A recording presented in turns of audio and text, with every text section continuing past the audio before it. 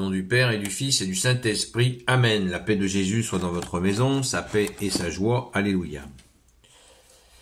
Nous lisons le Saint-Évangile selon Saint Luc, chapitre 6, versets 27 à 38. L'amour des ennemis. Oui, je vous le dis à vous qui m'écoutez, aimez vos ennemis, faites du bien à ceux qui vous détestent, bénissez ceux qui vous maudissent, priez pour ceux qui vous calomnient. Si on te frappe sur une joue, présente encore l'autre. Si on te prend ton manteau, ne refuse pas ta tunique.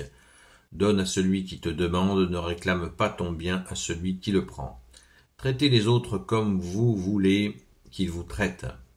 Si vous aimez ceux qui vous aiment, faut-il vous en savoir gré. Les pécheurs eux-mêmes aiment ceux qui les aiment. Si vous faites du bien à ceux qui vous font du bien, faut-il vous en savoir gré. Les pécheurs eux-mêmes en font autant. Et si vous prêtez à ceux dont vous espérez recevoir, faut-il vous en savoir gré. Les pécheurs eux-mêmes prêtent à d'autres pécheurs pour recevoir les mêmes faveurs. Donc, aimez vos ennemis, faites du bien et prêtez sans rien attendre en retour.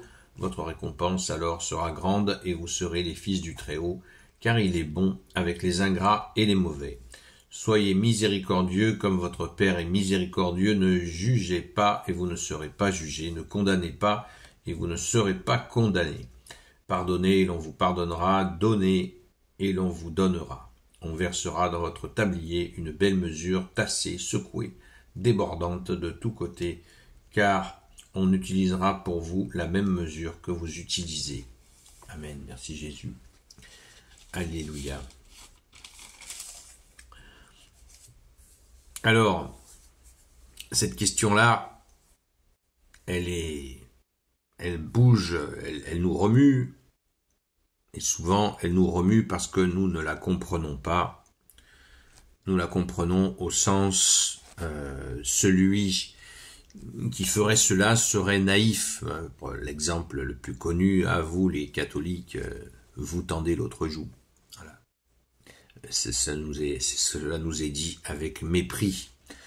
Genre, nous serions des espèces de pacifistes qui ont fait que recevoir, quand ils prennent un coup, presque ils en demandent un autre.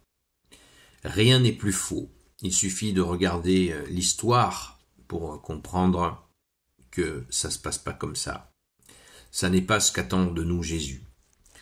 Jésus, en nous donnant cette règle générale, on va dire, on peut la prendre dans le détail bien sûr, mais là je vais la prendre en général. La question de l'amour des ennemis pardonné est toujours simple. Il y a une priorité que donne Jésus et il est la paix.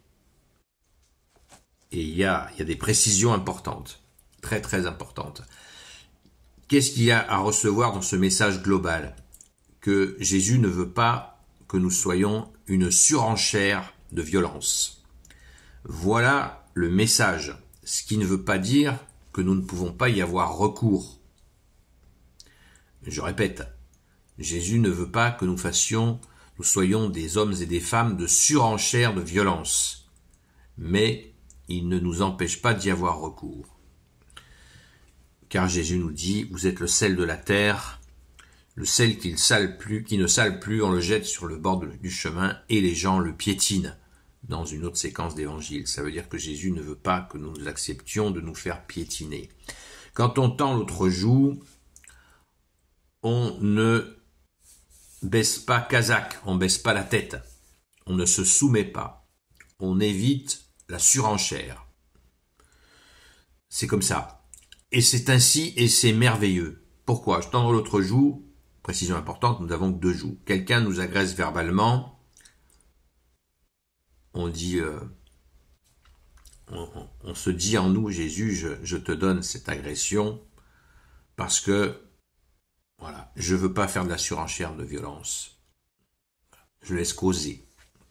Il le fait une deuxième fois, je tends l'autre joue, je laisse l'individu agir en lui disant, tu sais, tes propos là, ils vont amener une tension, ils sont de nature à créer une tension, et ça peut très mal finir. Voilà. Donc le mieux c'est d'arrêter parce que c'est pas une solution, ça va pas être bon pour toi, ça va pas être bon pour moi. Voilà. 2 joues, pas 3, pas 4, 2 joues. On prend le coup, on le donne à Jésus. En fait, c'est pas nous qui le prenons. On le donne à Jésus et ensuite, bien sûr, on décrit la violence pour dire qu'elle nous mènera à rien, lui comme nous. Mais à un moment donné, par exemple, si la personne devient violente physiquement, on va pas se mettre en boule dans un coin en attendant que les coups s'arrêtent. Bien sûr qu'il faut se défendre. D'ailleurs, le concept de légitime défense, il vient de l'Église catholique. Parce que nous, c'est un devoir de défendre notre vie et défendre, bien sûr, la vie. Si nous avons une femme, de défendre notre femme. Si nous avons des enfants, défendre nos enfants. Et nous avons aussi le devoir de défendre le faible. Voilà. Donc c'est clair, c'est net. Tout ce que nous dit Jésus là, c'est de se garder un cran au-dessus, puisque nous avons par grâce, nous avons ta présence, ô Jésus, qui nous permet d'accéder à un cran au-dessus. Si quelqu'un est dans le caniveau, on n'est pas obligé d'aller avec lui dans le caniveau. Voilà, pour faire court, si vous voulez. De la même manière, quand on dit prier, quand Jésus donne la règle de prier pour bénissez ceux qui vous persécutent, bénissez ceux qui vous maudissent, maudire veut dire du mal, bénir ceux qui nous maudissent, c'est pas une règle absolue. Jésus ne dit pas agissez toujours ainsi. Voilà. Il nous dit de rester un cran au-dessus avec lui. Voilà le message. Tout le message est là. Il ne s'agit absolument pas de tout laisser passer. On est un cran au-dessus. Nous avons la grâce d'être avec toi, Jésus. Nous avons cette grâce d'être avec le Fils de Dieu, donc on ne peut pas se comporter justement comme des païens qui n'ont pas connu Dieu. Il faut mesurer la grâce que nous avons. Je vais prendre un exemple qui va paraître un peu surprenant. Un homme qui est seul, le jour où il se marie, il peut pas se comporter comme quand il était seul, avec ses copains, au café, ou je sais pas quoi. Il a maintenant une femme avec lui. Donc, il n'a pas, ou un mec qui est bagarreur, quelqu'un qui est bagarreur, etc. Il s'est marié, il a une femme, ils ont des projets d'avoir des enfants, il rentre en responsabilité. Et la femme fait partie de sa chair. Elle est dans son cœur. Donc, il peut plus se comporter de la même manière. Eh bien, de la même manière, quand nous avons rencontré, accueilli le Fils de Dieu, on peut plus se comporter comme avant. C'est ça le message central. Il nous faut être des gens un cran au-dessus, pas par notre capacité à nous, mais par la présence de Jésus, qui fait que nous sommes un cran au-dessus. Voilà. Un cran au-dessus, ça ne veut pas dire qu'on est supérieur. Pas du tout. Nous ne devenons pas des êtres supérieurs. Nous devenons des gens qui sommes habités de Jésus, le Christ Jésus. Et pour cela, il nous faut bien sûr mettre nos actes, adapter nos actes, ajuster nos actes par rapport à cette réalité. Nous portons le Fils de Dieu. On peut prendre l'image de Saint Christophe qui porte Jésus, qui traverse une rivière en portant Jésus.